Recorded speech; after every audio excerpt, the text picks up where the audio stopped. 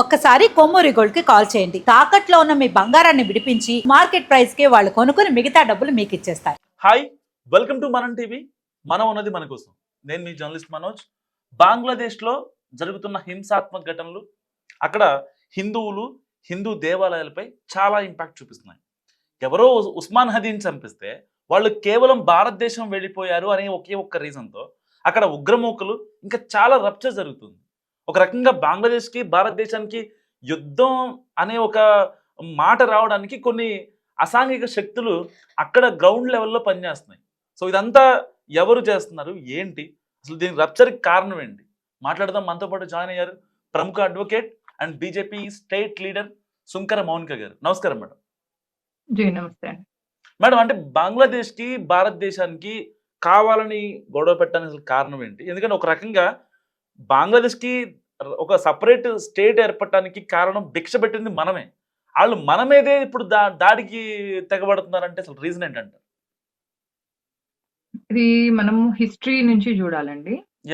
1947లో British భారతదేశాన్ని వదిలేసి వెళ్ళేటప్పుడు భారతదేశాన్ని 560 ప్రిన్స్లీ స్టేట్స్ గా చేయాలని అనుకుంది. ఎందుకంటే చిన్న చిన్న రాజ్యాలుగా ఉండడం వల్ల వాటి మీద గ్రిప్ కంట్రోల్ పెట్టుకోవచ్చు అనే ఉద్దేశం ఉండేది ఎవరికి, బ్రిటిష్ కి. బ్రిటిష్ గూఢాచార వ్యవస్థ ఏంటిది, MI6 MI5. యాక్చువల్ గా చాలా మంది ఏమనుకుంటారంటే British is different, United States of America is different అనుకుంటారు. కానీ కాదు, బ్రిటిష్ స్థాపించిన కాలనీయే United States of America. United States లో ఉన్న పాస్ట్ లో ఇదివరకు ఉన్న అక్కడ ఉన్న మూల వాసులు ఎవరు అంటే రెడ్ ఇండియన్స్ అంటారు. వాళ్ళు అందరినీ చంపేసి అక్కడ బ్రిటిష్ వాళ్ళు వాళ్ళ సామ్రాజ్యాన్ని స్థాపించుకున్నారు. ఇది basic skeleton of the picture. అయితే భారతదేశాన్ని కూడా అట్లా 560 ప్రిన్స్లీ స్టేట్స్ గా చేసుకోవాలనుకున్నప్పుడు సర్దార్ వల్లభాయ్ పటేల్ గారు ఆ 560 ప్రిన్స్లీ స్టేట్స్ ని మనందరిది ఒకటే సివిలైజేషన్ కాబట్టి మనందరం కలిసి ఉందాము అని చెప్పేసి అఖండ భారత్ గా చేసి ప్రయత్నం చేశారు. అయితే అందుకే భారతీయ జనతా పార్టీ, సర్దార్ వల్లభాయ్ పటేల్ గారు కాంగ్రెస్ పార్టీ వ్యక్తి అయినా కూడా ఆయనను అంత అప్రిషియేట్ ఎందుకు చేస్తుంది, ఆయన పట్ల ఎందుకు అంత అభిమానంతో ఉంటుంది అంటే మన జాతిని కాపాడిన వ్యక్తి ఆయన.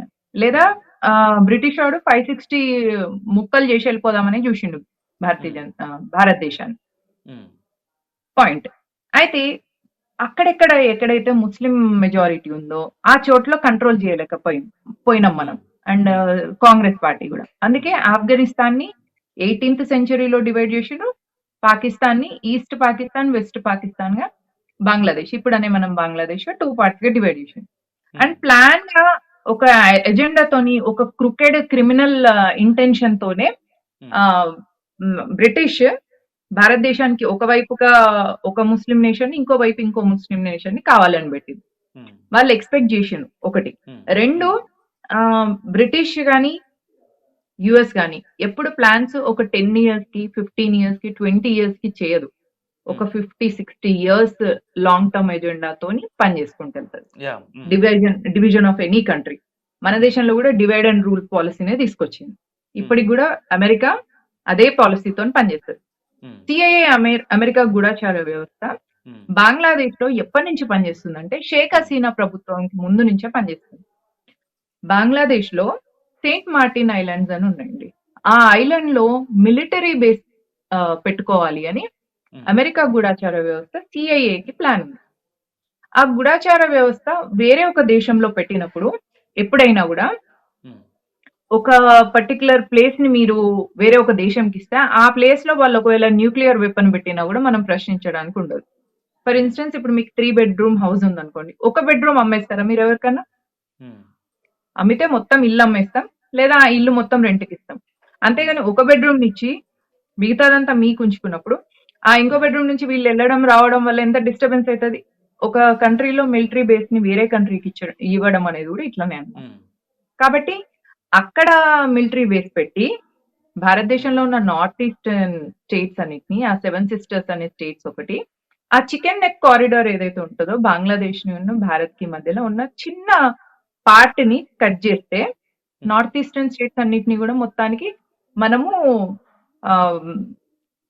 బంగ్లాదేశ్ లో కలిపేస్తే మనం యూజ్ చేసుకోవచ్చు. ఒక గ్రూప్ ఆఫ్ ఒక న్యాచురల్ రిసోర్సెస్ వస్తాయి, ఒక హ్యూమన్ లేబర్ దొరుకుతుంది అన్న ప్లాన్ తోని పనిచేసింది సిఐఏ ఒక 10 ఇయర్స్ నుంచి. అయితే షేక్ హసీనా దీనికి ఒప్పుకోలేదు. నరేంద్ర మోదీ ప్రభుత్వం కూడా షేక్ హసీనాకు సపోర్ట్ చేస్తూ ఇవ్వకండి. మీ దేశానికి కావాల్సిన ఏమన్నా ఫండ్స్ కావాలంటే మేమిస్తాం. మీ దేశాన్ని డెవలప్ చేసుకోండి. యూత్‌కి ఎంప్లాయ్‌మెంట్ ఇయ్యండి. సో దట్ మీరు కూడా మంచిగుంటారు. మేము కూడా మంచిగుండాలి. ఎందుకంటే ఒక దేశం పక్కన ఉన్న దేశం పొలిటికల్‌గా ఇన్‌స్టేబుల్ అయితే పక్కనున్న దేశానికి ఇబ్బందవుతది. ఎగ్జాక్ట్లీ. కాబట్టి ఆ! భారతదేశం and Narendra Modi, Bharatiya Janata party గూడా షేక్ హసీనాకు సపోర్ట్ జేసి ఇన్‌ఫ్రాస్ట్రక్చర్ కోసం మనకు కొన్ని డబ్బులు గూడా ఇవ్వడం అనేది జరిగింది. అయితే ఇవన్నీ జూస్తున్న అమెరికాకి ఏమనిపించిందంటే, ఇప్పుడు 5థ్ లార్జెస్ట్ ఎకానమీగా అయితున్న భారతదేశం ఫ్యూచర్‌లో అగ్రరాజ్యంగా అయిందనుకో, నా పరిస్థితి నన్నెవడు దేకడు గదా! అన్న ఒక cheap and narrow minded attitude తోని ఒక దేశాన్ని గూడా పొలిటికల్లీ ఇన్‌స్టేబుల్ జేసి, యూత్‌ని స్పాయిల్ జేసి, అక్కడ ఉన్న మతోన్మాదులు రెచ్చిపోయి మైనారిటీల మీద మారణ హోమాలు జరుపుతుంటే, ఆ మంటలకు చలిగాచుకునే ఒక క్రూయల్ యాటిట్యూడ్ ఉన్న అమెరికా ఇప్పుడు దాన్ని జూసి ఎంజాయ్ చేస్తుంది. ఆహా! నేనొక ప్లాన్ ఏసినా, ఆ ప్లాన్‌కి సక్సెస్ అయింది అని. అమెరికా వచ్చి ఇక్కడ సెయింట్ మార్టిన్ ఐలాండ్‌లో జేస్తా అంటే, చైనా ఊకుంటదా? ఊకోదు. ఎందుకంటే China and America 2 rival. Business ties ఉన్నా గూడా రైవల్ కంట్రీస్. 2 గూడా కాంపిటీషన్‌లో ఉంటాయి. చైనాకేమనుంది? నేనే బంగ్లాదేశ్‌ని ఓవర్‌టేక్ జేసి, ఆ బంగ్లాదేశ్‌ని ఓవర్‌టేక్ చైనా గాని జేయగలిగితే, బే ఆఫ్ బెంగాల్ సీ నుంచెళ్ళి సముద్ర మార్గం చైనాకు దొరుకుతది. ఎందుకంటే చైనాకి జియోగ్రఫికల్‌గా జూసుకుంటే ఎక్కడ గూడా సముద్ర మార్గం లేదు. మధ్యలో ఉంటది కాంటినెంట్‌కి. అదే భారతదేశానికి పక్కన ఉన్న బంగ్లాదేశ్‌ని ఓవర్‌టేక్ జేస్తే, ఆ కింద నుంచెళ్ళి సముద్ర మార్గం దొరుకుతది.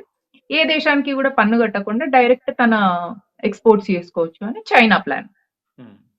కాబట్టి ఇక్కడ చైనా, అమెరికా 2 కలిసి బంగ్లాదేశ్‌ని ఆక్యుపై చేసే ప్లాన్‌లో ఉన్నాయి. రోడ్ల మీద మనం 2 ఎద్దులు, దున్నపోతులు కొట్లాడుకుంటే ఒక కుక్క మధ్యలో పోయిందనుకో దాన్ని తొక్కిడిచిపెడతారు. అట్లనే ఇప్పుడు చైనా, అమెరికా చేస్తున్న ప్లాన్ వల్ల బంగ్లాదేశ్ అక్కడ కుక్క లెక్క తొక్కబడిపోతుంది. మనకేమైతుంది అంటే మన హిందువులు అక్కడ సఫర్ అయితున్నారు. ఈ విషయాన్ని భారతదేశ గూఢాచార వ్యవస్థ 10 ఇయర్స్ కిందనే గుర్తించింది వీళ్ళ ప్లాన్ ఇది అని. అందుకే మనం 2014 31 డిసెంబర్‌కి ముందు వచ్చిన ఆఫ్ఘనిస్తాన్ నుంచి, పాకిస్తాన్ నుంచి, బంగ్లాదేశ్ నుంచి వచ్చిన జైనులు, బౌద్ధులు, సిక్కులు, హిందువులు, ఈవెన్ పార్సీ క్రిస్టియన్స్ అయినా గూడా ఒకవేళ ఇంకా భారతదేశానికి బంగ్లాదేశ్ అక్కడ ఉన్న హిందువుల్ని హింసించడం కావచ్చు, ఒకవేళ ఎక్స్ట్రీమ్ లెవెల్‌కి వెళ్తే బంగ్లాదేశ్ యుద్ధం చేసే పరిస్థితులు ఉంటాయి అంటారా మేడం? చెయ్యాలి గదండీ! ఎందుకంటే వాళ్ళు యుద్ధం జేసి వాళ్ళ అక్కడ ఉన్న మతోన్మాదులను కంట్రోల్ జేయకపోతే, వాళ్ళు బంగ్లాదేశ్ నుంచి భారత్‌లోకొచ్చి భారతదేశాన్ని గూడా స్పిల్ ఓవర్ చేస్తారు. మనం బంగ్లాదేశ్‌లో అయిన లొల్లుల వల్లనే మణిపూర్‌లో అప్పుడు గొడవలైనయి. మణిపూర్ అల్లర్లు ఏవి గూడా భారతదేశంలో భారతీయుల ఒకరికొకరు చేసుకునేయి గాదు. బంగ్లాదేశ్‌లో అయితున్న ఇంతసేపు నేను జెప్పిన ఎఫెక్ట్ స్పిల్ ఓవర్ ఎఫెక్టే మణిపూర్‌లో జరిగింది. కాబట్టి వాళ్ళని మనం కంట్రోల్ చేయకపోతే ఆ లొల్లిని ఇప్పుడు పాకిస్తాన్ ఎట్లయితే భూకానంగా అయిపోయింది. అరటి ఏమంటారు గోధుమ పిండి కోసం అడక తినే పరిస్థితికి ఎట్లయితే వెళ్ళిందో బంగ్లాదేశ్‌ని కూడా తొందరగా ఆ పరిస్థితిలోకి తెచ్చేసి అక్కడ ఉన్న వాళ్ళందరినీ కూడా న్యూట్రలైజ్ చేసి యుద్ధం తెచ్చే పరిస్థితి వస్తే యుద్ధం కూడా చేస్తే తప్ప బంగ్లాదేశ్ మనకి ప్రాబ్లం కాకుండా ఉండదు. ఇది ఇట్లనే కంటిన్యూ చేస్తే మనకు ట్రబుల్ సమయం అవుతుంది. 1 2 ఇప్పుడు ఫిబ్రవరిలో ఎలక్షన్స్ వస్తున్నాయి బంగ్లాదేశ్‌లో. ఈ లోపల ఇట్లాంటివి చేస్తూనే ఉంటారు. అదే మనం ఒక స్ట్రాంగ్ స్టాండ్ తీసుకొని నేను పాలిసీ మ్యాటర్స్ చెప్పొద్దు as a BJP leader. But మనం ఒక స్ట్రాంగ్ స్టాండ్ తీసుకొని ఒక బంగ్లాదేశ్ మీద మనం ఆపరేషన్ సింధూర్ లాంటివి చేయగలిగితే బంగ్లాదేశ్‌లో అల్లర్లు తక్కువైతాయి అని నా ఒపీనియన్. మేడం ఫైనల్‌గా ఒకటి చెప్పండి. ఇప్పుడు బంగ్లాదేశ్ చికెన్ నెక్ దగ్గర ఈ టెర్రరిస్ట్ యాక్టివిటీలు కావచ్చు, లేకపోతే రౌడీ మూకలు కావచ్చు చాలా ఎక్కువ మంది ఉంటారు. అండ్ 7 సిస్టర్స్‌ని సిక్కిం, మిజోరాం, అరుణాచల్ ప్రదేశ్ ఈ ఈశాన్య రాష్ట్రాలని ఎప్పటి నుంచో లాగేసుకోవాలని చూసుకుంటున్నారు వాళ్ళు. సరే వాళ్ళకి టెక్నికల్‌గా అసలు సాధ్యం కాదు. కానీ గతంలో బంగ్లాదేశ్ ఒక మ్యాప్ రిలీజ్ చేసింది. ఆ ఈశాన్య రాష్ట్రాలన్నింటినీ కూడా వాళ్ళలో కలిపేసుకుంటారు. సో వాళ్ళకి ఒకవేళ పాకిస్తాన్ కావచ్చు, అమెరికా కావచ్చు సపోర్ట్ ఇస్తే అల్టిమేట్‌గా అక్కడ ఇబ్బంది పడేది బంగ్లాదేశ్ కాదంటారా? బంగ్లాదేశ్‌కి పాకిస్తాన్ గాని, అమెరికా గాని సపోర్ట్ ఇస్తే కాదు. సపోర్ట్ ఇవ్వడం వల్లనే షేక్ హసీనా ప్రభుత్వం పడిపోయి అక్కడ పొలిటికల్ ఇన్‌స్టెబిలిటీ అయింది. ఉమ్, ఇప్పుడు మీరన్నట్టుగా అక్కడ మనం యుద్ధం జేయడము, ఏదైనా చేయడం వల్ల బంగ్లాదేశ్‌కి నష్టమైతదంటే వాళ్ళకంత కామన్ సెన్సే ఉంటే షేక్ హసీనా ప్రభుత్వాన్ని ఎందుకు కూలదోస్తారు? ఉమ్, అక్కడ వాళ్ళకి మెదడు సగమే ఉంది. మోకాళ్ళలో ఉంది గాబట్టి అక్కడ జెన్‌జీ ఎఫెక్ట్ తోని ప్రొటెస్ట్‌లు ఈజీగా జేయగలిగింది సీఐఏ అమెరికా. చేయించగలిగింది. ఆ ప్రొటెస్ట్‌ల వల్ల షేక్ హసీనా పారిపోయే పరిస్థితికి తీసుకొచ్చింది. ఇప్పుడు అమెరికా పప్పెట్ అయిన యూనుస్ ఉన్నారు అక్కడ. కాబట్టి యూనుస్‌తోని నడిపిస్తది. వీళ్ళకి అర్థం కావాల్సిందేంటంటే, వాళ్ళను భారతదేశాన్ని కంట్రోల్ జేయడం కోసం బంగ్లాదేశ్‌ని వాడుకుంటుంది అమెరికా అన్న విషయం వాళ్ళకి అర్థం కాదు. వాళ్ళకంత మెదడు లేదు. ఎగ్జాక్ట్లీ. ఉండేదుంటే ఆ దేశం ఇంత ఇట్లాంటి పరిస్థితుల్లో ఉండేది శరణార్థిగా కాదు. భారత్ కి వచ్చిన హసీనాను మనం పంపించడం కరెక్ట్ అంటారా, వాళ్ళు న్యాయ పోరాటం చేయడం కరెక్ట్ అంటారా బంగ్లాదేశ్ వాళ్ళు?